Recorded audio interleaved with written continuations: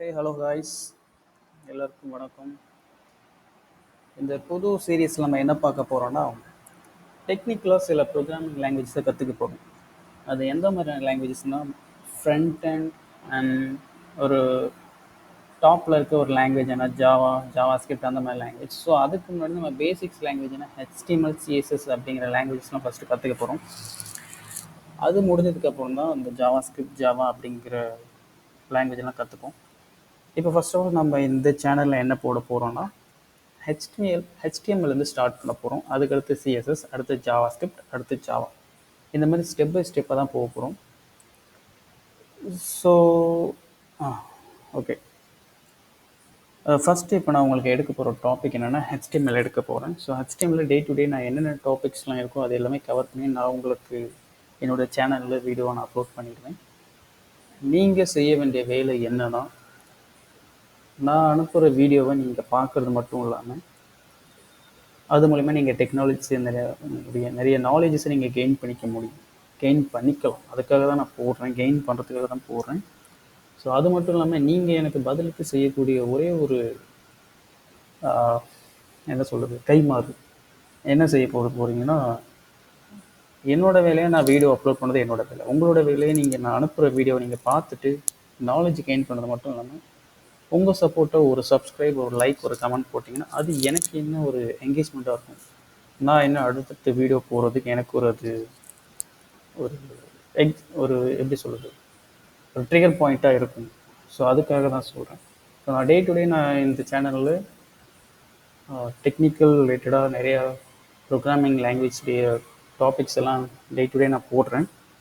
So அதில் எதுனா உங்களுக்கு இதை நடத்துங்க, இல்லை இந்த மாதிரி கான்செப்ட் நடத்துங்க, இல்லை நான் நடத்துறது புரியல அப்படின்னு சொன்னாலும் எந்த மாதிரி நடத்தணும் நீங்கள் கமெண்டில் சொன்னீங்கன்னா நான் உங்களுக்கு அந்த மாதிரி நடத்துகிறேன். ஸோ ஃபர்ஸ்ட் ஆஃப் ஆல் நாம் இன்றைக்கி பார்க்க போகிற லாங்குவேஜஸ் என்ன நான் சொல்லிடுறேன்.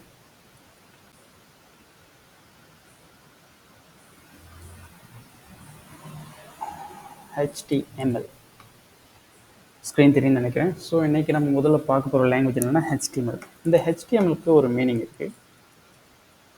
Hyper text markup language.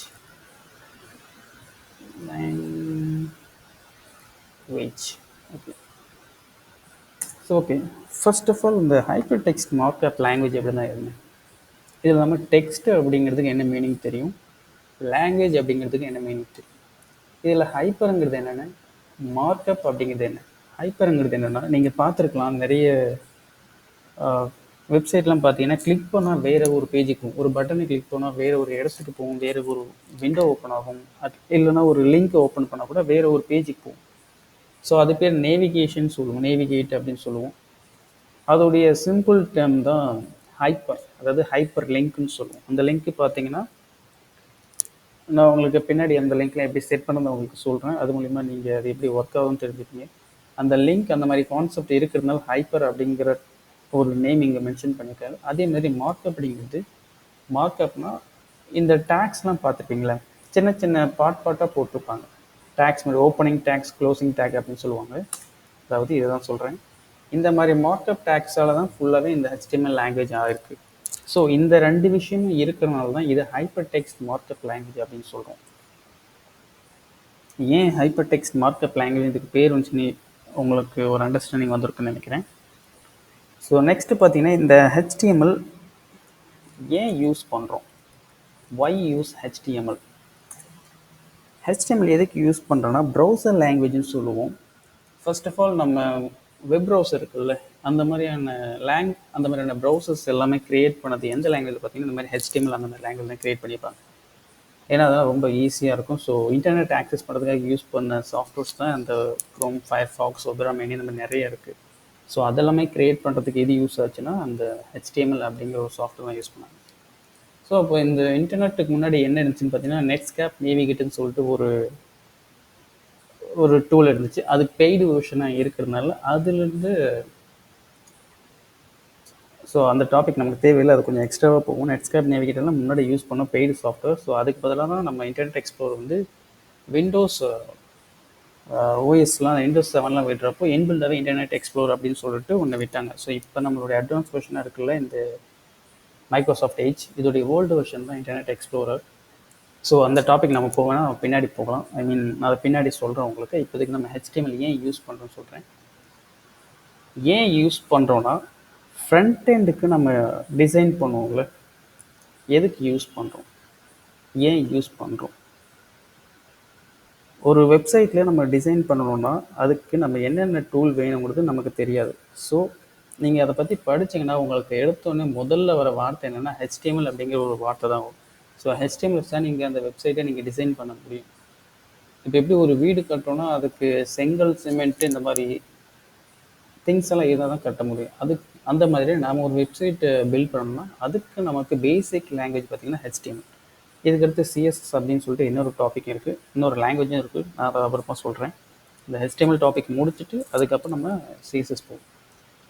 Okay, இன்றைக்கி இந்த வீடியோஸில் நம்ம HTML என்னன்னு பார்க்க போகிறோம். அதாவது ஏன் யூஸ் பண்ணணுங்கிறத சொல்லிட்டேன், HTML என்னன்னு சொல்லிட்டேன். அதுக்கடுத்து இதை நம்ம எங்கெல்லாம் யூஸ் பண்ணுறோன்னா, ஒரு வெப் அப்ளிகேஷனில் யூஸ் பண்ணுவோம். எந்த அப்ளிகேஷனில் நீங்கள் ஃப்ரண்ட் எண்ட் டிசைனிங் யூஸ் பண்ணணும்னு நினைக்கிறீங்களோ அந்த மாதிரி எல்லா இடத்துலையும் பண்ணலாம். ஒரு desktop application, web application, mobile application எல்லா இடத்துலையும் இதை நீங்கள் யூஸ் பண்ணலாம். சரி, ஓகே. இது ஏன்னு சொல்லிட்டேன். இது யார் க்ரியேட் பண்ணாங்க? இன்வென்ஷன் சொல்லலாம், இல்லை க்ரியேட்டர்னு சொல்லலாம், அந்த மாதிரி கூட சொல்லலாம். பேர் பார்த்தீங்கன்னா டிம் பெர்னர்ஸ்-லீ. ஸ்பெல்லிங் மிஸ்டேக் இருந்தால் சாரி. எந்த இயர் கண்டுபிடிச்சான்னு பார்த்தீங்கன்னா 1991 கண்டுபிடிச்சாரு. அப்போ அவர் கண்டுபிடிச்ச வேர்ஷன் என்னன்னா 1.0. 1991 கண்டுபிடிச்ச அவர் 1.0 அப்படிங்கிற வேர்ஷனில் ரிலீஸ் பண்ணார். இப்போ அதோடைய வேர்ஷன் நம்ம யூஸ் பண்ணிட்டு இருக்க கரண்ட் வேர்ஷன் என்னென்னா 5, அதாவது 5.0 வேர்ஷன். லேட்டஸ்ட்டாக இப்போ நம்ம யூஸ் பண்ணிகிட்டு இருக்க வேர்ஷன் என்னன்னு கேட்டால் HTML 5 சொல்லுங்கள் வேர்ஷன். ஓகே, இந்த வேர்ஷன் எந்த இயரில் ரிலீஸ் ஆச்சுன்னா 2014 ரிலீஸ் ஆச்சு. அன்டில் இப்போ வரைக்கும் நம்ம வேர்ஷன் 5 தான் யூஸ் பண்ணிகிட்டு இருக்கோம் HTML. ஸோ இதுக்கடுத்து மேபி வேர்ஷன் வரலாம், வராமலும் இருக்கலாம். வேர்ஷனில் ஒன்றும் பெருசாக டிஃப்ரென்ஸ் இருக்க போகுது. சில டேக்ஸ்லாம் ஆட் பண்ணியிருப்பாங்க. ஸோ அந்த மாதிரி தான் வேர்ஷன்ஸ்லாம் கொஞ்சம் கொஞ்சம் அப்டேட் ஆகி எதனா கரெக்ஷன்ஸ் இருந்தால் அந்த மாதிரி கரெக்ஷன்லாம் மேக் பண்ணி, ஐ மீன் கரெக்ட் பண்ணி அடுத்த அப்டேஷனில் விடுவாங்க. ஸோ அதை தான் வேர்ஷன் அப்படின்னு சொல்லுவாங்க. சரி, ஓகே. இதை வந்து HTML என்னென்னு பார்த்துட்டோம், ஏன் யூஸ் பண்ணணுன்னு பார்த்துட்டோம், யார் க்ரியேட் பண்ணாங்கன்னு சொல்லிட்டோம், இதை வச்சு என்னென்ன பண்ண போகிறோன்னு சொல்லிட்டோம். அதுக்கு முன்னாடி இதை வச்சு ஒரு 2 விதமான வெப்சைட் பண்ணுவாங்க. அதுக்கு முன்னாடி வெப்சைட்னா என்ன, வெப் பேஜ்னா என்ன, வெப் ப்ரௌசர்னா என்ன, இதெல்லாம் பாருங்கள். இதை நான் தூக்கி கீழே போட்டுக்கிறேன், அப்போ தான் ஒரு அண்டர்ஸ்டாண்டிங் கிடைக்கும். வெப் பேஜுங்கிறது நம்மக்கிட்ட ஒரு புக் இருக்குன்னா அந்த புக்கில் ஏதோ ஒரு பர்டிகுலர் பேஜ் இருக்குன்னு வச்சுக்கோமே, அந்த பேஜை தான் வெப் பேஜ்னு சொல்கிறோம். HTML ஏதோ ஒரு பேஜ் இருக்குல்ல, அந்த பேஜ் தான் வெப் பேஜ்னு சொல்கிறோம். அதாவது வெப்சைட்டில் இருக்க ஏதோ ஒரு, இப்போது TNPCன்னு சொல்லிட்டு ஏதோ ஒரு பேஜ் இருக்குன்னா அது ஒரு பேஜ் மட்டும்தான் வெப் பேஜ். இப்போ அந்த புக்கில் ஒரு பேஜ் தான் வெப் பேஜ்னு சொல்லிட்டு அந்த ஹோல் புக்கையுமே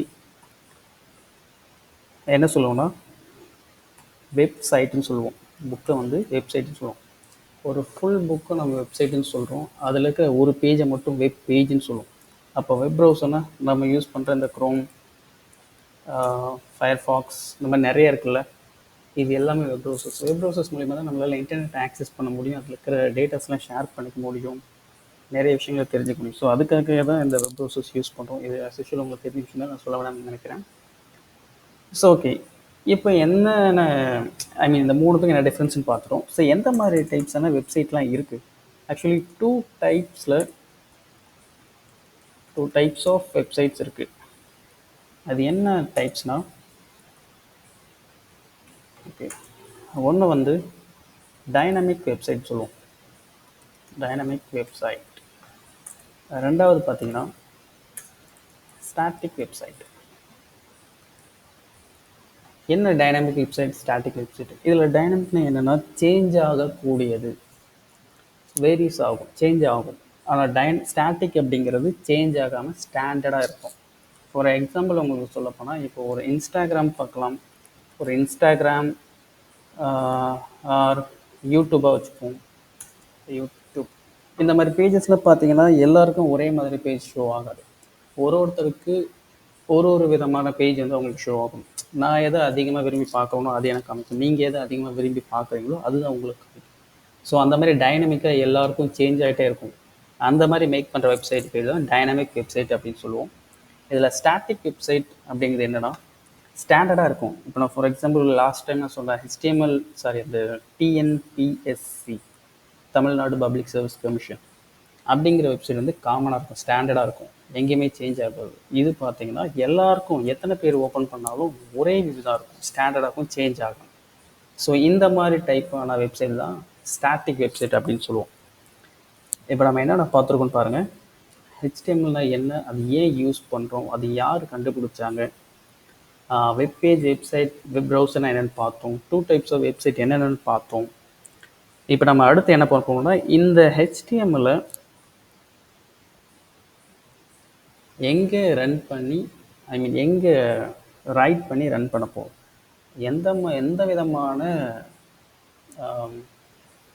எடிட்டர்லேயும் நீங்கள் டைப் பண்ணிக்கலாம், எந்த எடிட்டர் வேணாலும் டைப் பண்ணலாம். ஆனால் சேவ் பண்ணுறப்ப எக்ஸ்டென்ஷன் பார்த்தீங்கன்னா .html அப்படின்னு இருக்கணும். HTMLக்கு மட்டும் இந்த எக்ஸ்டென்ஷன் கிடையாது. நீங்கள் எந்த மாதிரி லாங்குவேஜ் க்ரியேட் பண்ணுறீங்களோ ரைட் பண்ணுறீங்களோ அந்த லாங்குவேஜில் தான் எக்ஸ்டென்ஷன் சேவ் பண்ணணும். அப்போ தான் அதோடைய ஆக்சஸ் உங்களுக்கு கிடைக்கும். இப்போ நான் HTML போகிறப்போ .html போட்டேன். சப்போஸ் CSS போடணும்னா .css போடணும். ஜாவா போட்டோம்னா .java போடணும். ஜாவா ஸ்கிரிப்ட் போட்டோம்னா .js போடணும். சப்போஸ் பைத்தான் போட்டோம்னா pyn போடணும். இந்த மாதிரி நிறைய ஒரு லாங்குவேஜுக்கும் ஒரு எக்ஸ்டென்ஷன் இருக்குது. அந்த மாதிரி HTMLக்கு .html அப்படிங்கிற ஒரு எக்ஸ்டென்ஷன் போடணும். ஓகே, இதெல்லாம் பேசிக் திங்ஸ், இதெல்லாம் கொஞ்சம் தெரிஞ்சு வச்சுக்கோங்க. நான் உங்களுக்கு என்ன ஒரு எக்ஸாம்பிள் சொல்ல மறந்துட்டேன். ஒரு பெயிண்ட் ஒன்று ஓப்பன் பண்ணி உங்களுக்கு சொன்னால் அது புரியும்னு நினைக்கிறேன். பேசிக்காக ஏன் இந்த HTML யூஸ் பண்ணுறோம் அப்படிங்கிறது. HTML மோஸ்ட்லி எதுக்கு யூஸ் பண்ணுறோம்னா ஸ்ட்ரக்சருக்காக யூஸ் பண்ணுறோம் சொல்லிட்டேன். எந்த மாதிரி ஸ்ட்ரக்சர்னா, இப்போ நம்ம ஒரு வீடு கட்டுறோம். அந்த வீடு கட்டுறதுக்கு ஃபஸ்ட்டு என்ன பண்ணுவோம்னா எதனா ஒரு டிசைன் போட்டு அதுக்கு நம்ம எதனா ஒரு எந்தெந்த காலம் எங்கே வரணும், எங்கெங்கே ரூம்ஸ் எங்கே வரணும், எங்கே கிச்சன், ஹால், பெட்ரூம், பாத்ரூம் இந்த மாதிரிலாம் எங்கே வரும்னு சொல்லிட்டு டிசைன் பண்ணுவோம். அந்த மாதிரி விஷயத்தை எல்லாமே ஸ்ட்ரக்சர்னு சொல்லுவோம். அதாவது டிசைன் போட்டு ப்ளூ பிரிண்ட் போட்டு ஸ்ட்ரக்சர் எங்கே வரும்னு சொல்லிட்டு நான் கட்டுறேன். அதுக்கு பேர் வந்து ஸ்ட்ரக்சர், இல்லைன்னா ஒரு ப்ளூ பிரிண்ட், மேப், டெம்ப்ளேட் அந்த மாதிரி சொல்லுவோம். அந்த மாதிரி நம்ம வெப்சைட்டை க்ரியேட் பண்ணுறதுக்கு எந்த பட்டன் எங்கே வரணும், எந்த ஃபீல்டு எங்கே வரணும், எந்த பாக்ஸ் எங்கே வரணும், இந்த மாதிரிலாம் பிளான் பண்ணி ஒரு ப்ளூ பிரிண்ட் போட்டு நம்ம க்ரியேட் பண்ணுற ஒரு ஸ்ட்ரக்சரான வெப்சைட். ஒரு நம்ம இப்படி தான் இருக்கணும்னு நினச்சி நம்ம க்ரியேட் பண்ணுற ஒரு வெப்சைட்டை நம்ம பேசிக்காக என்ன பண்ணோம்னா HTML வச்சு ஸ்ட்ரக்சர் பண்ணுவோம். அதுக்கடுத்து என்ன பண்ணுவோம்னா இப்போ நம்ம வீட்டுக்கு வரும். இந்த ஸ்ட்ரக்சருக்கு தான் நம்ம ஸ்ட்ரக்சரை க்ரியேட் பண்ணுறதுக்கு யூஸ் பண்ணுற லாங்குவேஜ் தான் HTML சொல்லிட்டோம். ஓகே, அப்போது அடுத்து பார்த்திங்கன்னா இந்த வீட்டு ஸ்ட்ரக்சர் முடிச்சு அடுத்து நம்ம என்ன பண்ணுவோம், வீட்டுக்கெலாம் கலர் பண்ணுவோம். நம்ம வீடு கட்டி முடிச்சோம் கலர் தானே பண்ணுவோம். ஸோ அதுக்கு நான் யூஸ் பண்ணுற லாங்குவேஜ் பார்த்திங்கன்னா CSS, கேஸ்கேடிங் ஸ்டைல் ஷீட் அப்படின்னு சொல்லுவோம். இதை பற்றி நம்ம அடுத்து HTML லாங்குவேஜ் முடிச்சுட்டு அதுக்கடுத்து CSS பார்ப்போம். ஓகே, இப்போ நான் வீடு கட்டிட்டேன், கலர் கொடுத்துட்டேன். அதுக்கடுத்து என்ன பண்ணணும், அதுக்கு ஒரு ஸ்விட்ச் கனெக்ஷன் கொடுக்கணும். அதாவது எங்கே ஸ்விட்ச் போட்டால் எங்கே லைட் எரியும், எங்கே ஸ்விட்ச் போட்டால் எங்கே ஃபேன் ஓடும், எந்த மோட்டார் எங்கே ஓடுன்னு சொல்லிட்டு அந்த மாதிரியான கனெக்ஷன்ஸ் நான் கொடுக்கணும். அந்த லாஜிக்கல் கனெக்ஷன்ஸ்க்கு பேர் தான் ஜாவாஸ்கிரிப்ட். ஸோ ஜாவாஸ்கிரிப்டில் எந்த பட்டன் கிளிக் பண்ணால் எந்த பேஜ் ஓப்பன் ஆகணும், எந்த லிங்கை கிளிக் பண்ணால் எங்கே என்ன ஓப்பன் ஆகணும்னு சொல்லிட்டு நானாக ஒரு டெக்னிக்கல் கனெக்ஷன் கொடுக்குறேன். அதுக்காக யூஸ் பண்ணுற லாங்குவேஜ் தான் ஜாவாஸ்கிரிப்ட். இது மூணும் சேர்ந்தது தான் ஒரு வெப்சைட். எப்படி இந்த லாஜிக்கல் எல்லாம் சேர்ந்து ஒரு வீடோ அந்த மாதிரி இது மூணும் சேர்ந்து தான் ஒரு வெப்சைட்டு சொல்லுவோம். ஓகேவா? ஸோ இப்போ உங்களுக்கு HTML, CSS, ஜாவாஸ்கிரிப்ட்ங்கிற ஒரு பேசிக் அண்டர்ஸ்டாண்டிங் என்னென்னு வந்திருக்கும். ஸோ இப்போ நம்ம ஃபஸ்ட்டு பார்க்க போகிறது HTML தான். அதுதான் இப்போ பார்த்துட்ருக்கோம். ஓகே, ஃபஸ்ட் நம்ம ஒரு HTML ஃபைல் வந்து எப்படி க்ரியேட் பண்ணலாம், அது எப்படி சேவ் பண்ணலாம், அது எப்படி ரன் பண்ணலான்னு பார்ப்போம். நம்ம HTML ஃபைலை போட்டு .html சேவ் பண்ணுறப்போ அது எந்த மாதிரி ஐக்கானில் சேவ் ஆகும்னு பார்த்தீங்கன்னா ப்ரௌசர் ஐக்கானில் தான் சேவ் ஆகும். ஏன் சொல்கிறேன்னா HTML வந்து ஒரு ப்ரௌசர் லாங்குவேஜ் முன்னாடியே சொல்லிட்டேன். ஸோ அப்போ நம்ம HTML சொல்லிட்டு நீங்கள் என்ன கொடுத்து சேவ் பண்ணாலும் அது ப்ரௌசர் ஐக்கானில் தான் சேவ் ஆகும். அதேமாதிரி HTMLங்கிறது ஒரு நான் கேஸ் சென்சிட்டிவ் லாங்குவேஜ் சொல்லுவோம். நான் கேஸ் சென்சிட்டிவா ஏதோ ஒன்று ஸ்பெல்லிங் பார்த்துக்கோங்க. ஒரு நான் கேஸ் சென்சிட்டிவ். நீங்கள் என்ன கொடுத்தாலும் அது உங்களுக்கு அவுட்புட் தரும். இதில் எரருங்கிறது வராது. ஏன்னா இது வந்து ஒரு ப்ரோக்ராமிங் லாங்குவேஜ் வந்து ஒரு கேஸ் சென்சிட்டிவ் கிடையாது. நம்ம எப்படி கொடுத்தாலுமே அதுக்கு அவுட்புட் கிடைக்கும். ப்ரௌசருக்குள்ள அவுட்புட் ஷோ பண்ணாலும் மேபி இருக்கலாம். ஓகே, இப்போ நம்ம ஒரு சின்ன ப்ரோக்ராம் டைப் பண்ணி அதுக்கு அவுட்புட் வருதான்னு பார்ப்போம். நான் அகைன் எந்த ஒரு நோட் பேட் ஓப்பன் பண்ணிக்கிறேன். ஸோ இந்த நோட் பேடில் என்ன பண்ணுறேன்னா, ஹெச்டிஎம்எல் பொறுத்த வரைக்கும் 2 டேக்ஸ் முக்கியம். ஒன்று ஓப்பனிங் டேக்ஸ், இன்னொன்று க்ளோசிங் டேக்ஸ். இன்னொன்று செல்ஃப் க்ளோசிங் டேக்ஸ்னு இருக்குது. அதை நான் என்னென்னு பின்னாடி உங்களுக்கு சொல்கிறேன். நம்ம தெரிஞ்சுக்க வேண்டியது ஓப்பனிங் டேக், அதாவது ஹெச்டிஎம்எல். நம்ம எடுத்ததுமே ஃபஸ்ட்டு ஹெச்டிஎம்எல் போட வேண்டிய ஒரு டேக்னா ஹெச்டிஎம்எல், இந்த ஓப்பனிங் டேக். இது க்ளோசிங் டேக் எப்படி வரும்னா /HTML வரும். அவ்வளோதான் க்ளோசிங். ரொம்ப சிம்பிள். இதுக்குள்ளே தான் நம்ம ஒரு டேக்கும் போட போகிறோம். அதாவது HTML ஸ்ட்ரக்சர் சொல்லுவோம். ஃபஸ்ட்டு என்னென்ன வரும்னா ஹெச்டிஎம்எல்னு சொல்லிட்டு இந்த டேக் தான் வரும். இதுக்கான மீனிங் என்னென்னா root element of the HTML page சொல்லுவோம். இந்த பேஜுக்கு எல்லாமே இதுதான் ரூட் எலமெண்ட். இதுதான் ஒரு ஹெட்டு மாதிரி, அதாவது இதுதான் ஒரு தலைவன். அதுக்கடுத்து இதுக்குள்ளே வர்றது தான் ஹெட்டு டேக்னு சொல்லுவோம், ஹெட் டேக். இந்த ஹெட்டு டேக்குள்ளே என்ன வரும்னா ஒரு மெயின் இன்ஃபர்மேஷன் சொல்லலாம், அதாவது மெட்டா இன்ஃபர்மேஷன் நிறைய இருந்தது. மெட்டா இன்ஃபர்மேஷன் சொல்லலாம். அதுக்குள்ளே என்ன பண்ணலாம், ஒரு டைட்டில் போடலாம், ஸ்டைல்ஸ், லிங்க், இந்த மாதிரி நிறைய விஷயம் ஆட் பண்ணலாம். அது போக போக நான் உங்களுக்கு என்னென்னு சொல்கிறேன். ஸோ இந்த ஹெட்டுக்குள்ளே என்ன போடணும்னா டைட்டில் அப்படின்னு சொல்லிட்டு ஒரு டேக் போடுவோம். டைட்டில். இந்த டைட்டில் எதுக்குன்னா ஒரு set the title of the web page shown in the browser tab சொல்லலாம். ஒரு ப்ரௌசர் டேபுக்குள்ளே நான் என்ன மாதிரியான டைட்டில் வைக்கிறேங்கிறத அங்கே ஷோ பண்ணுவோம். அதையும் பார்ப்போம். ஸோ டைட்டில் நான் க்ளோஸ் பண்ணிக்கிறேன். டைட்டிலுக்குள்ளே நான் இங்கே ஒரு ஹலோ அப்படின்னு கொடுத்துட்டு இப்போ நான் ஹெட்டிங் க்ளோஸ் பண்ணிக்கிறேன். க்ளோஸ் பண்ணியாச்சு. இப்போ அடுத்து பாடி ஓப்பன் பண்ணிக்கிறேன். இதுதான் நம்ம மெயின் கண்டென்ட்னு சொல்லுவோம். இந்த பாடியை க்ளோஸ் பண்ணிக்கிட்டு இந்த பாடிக்குள்ளே தான் நம்மளுடைய கண்டென்ட்லாம் போட போகிறோம். என்னென்ன கண்டென்ட் போட போகிறோங்கிறத பாருங்கள். இப்போ நான் என்ன பண்ணுறேன், ஒரு H1 அப்படின்னு ஒரு டேக் போடுறேன். வெல்கம் ஆல் அப்படின்னு கொடுத்துட்டு H1 டேக் க்ளோஸ் பண்ணுறேன். நீங்கள் யோசிக்கலாம், இது என்ன H1 டேக் கொடுத்துருக்கேன்னு. நீங்கள் நியூஸ் பேப்பர்லாம் நிறைய பார்த்துட்டீங்கன்னா உங்களுக்கு தெரியும். அதில் ஹெட்லைன் பார்த்தீங்கன்னா ரொம்ப பெருசாக இருக்கும். அதுக்கு அடுத்து இருக்க ஹெட்லைனை பார்த்தீங்கன்னா கொஞ்சம் அதை விட கொஞ்சம் சின்ன சின்னதாக வரும். ஸோ அந்த மாதிரி நம்மளுடைய வெப்சைட்டில் ஹெட்லைன் ரொம்ப பெருசாகுனா H1 அப்படிங்கிற டேக் யூஸ் பண்ணிக்கலாம். அதுக்கு கீழே வரணும்னா H1லேருந்து H6 வரைக்கும் இருக்குது. அதுக்கான டிஃப்ரென்ஸ் வந்து நான் இந்த ப்ரோக்ராம் உங்களுக்கு ரன் பண்ணிவிட்டு அதுக்கப்புறமா அது என்னென்னு சொல்கிறேன். ஃபஸ்ட்டு ரன் பண்ணுவோம். டெஸ்க்டாப்லேயே போட்டுக்கிறேன். இதுக்கு பேர் என்ன கொடுக்குறேன்னா ஹலோன்னு கொடுத்துக்கிறேன். hello.extension HTML. இப்போ நான் என்ன பண்ணுறேன்னா டெஸ்க்டாப்பில் ஹலோ எங்கே இருக்குன்னு பார்க்குறேன். இது கீழே இருக்கும். நான் சொன்னதில் .extension கொடுக்குறப்ப எனக்கு ப்ரௌசர் ஐக்கன் தான் வரும். இப்போ நான் ஓப்பன் பண்ணுறப்ப பாருங்கள், நான் கொடுத்த வெல்கம் ஆல் அப்படிங்கிறத வந்துடுச்சு. வெல்கம் ஆல் வந்துடுச்சு. இப்போ நான் என்ன பண்ணுறேன்னா இந்த H1லேருந்து H6 வரைக்கும் உங்களுக்கு போடுறேன். அப்போ தான் அதுக்கான ஒரு எதுக்கு போடுறோன்னு உங்களுக்கு புரியும். ஓகே, 5 வரைக்கும் 6 வரைக்கும் போடுறேன்னா H2, H3, H4, H5, H6. Same இங்கே H2, H3, H4, H5, H6. நான் சேவ் பண்ணிக்கிட்டு ஒரே கண்டென்ட் தான் நான் ரிஃப்ரெஷ் பண்ணுற பேஜ் என்ன நடக்குது பாருங்கள். சி ஃபாண்ட் சைஸ் பார்த்தீங்கன்னா டிஃப்ரெண்ட் வேரி ஆகுது. அதாவது H1 பார்த்தீங்கன்னா ரொம்ப பெருசாக இருக்குது, H2 பார்த்தீங்கன்னா அதை விட சின்னது இருக்குது, ரொம்ப சைஸ் சின்னது. இது பார்த்தீங்கன்னா H6. ஸோ இதுக்காக ஹெச் டேக் யூஸ் பண்ணுறோம். அதுக்கு அடுத்து பார்த்தீங்கன்னா பேராகிராஃப் டேக்னு சொல்லிட்டு ஒன்று இருக்குது. அது பேர் P டேக்னு சொல்லுவோம். நம்ம எதனா பெரிய கண்டென்ட் பேராகிராஃபில் டைப் பண்ண போகிறோம் அப்படின்னா நீங்கள் எதனா கொடுத்துக்கலாம். சும்மா நான் எதனா டைப் பண்ணுறேன்னு வச்சுக்கோங்களேன். நான் க்ளோஸ் பண்ணுறப்ப /P அப்படின்னு சொல்லிட்டு நான் கொடுக்கணும்.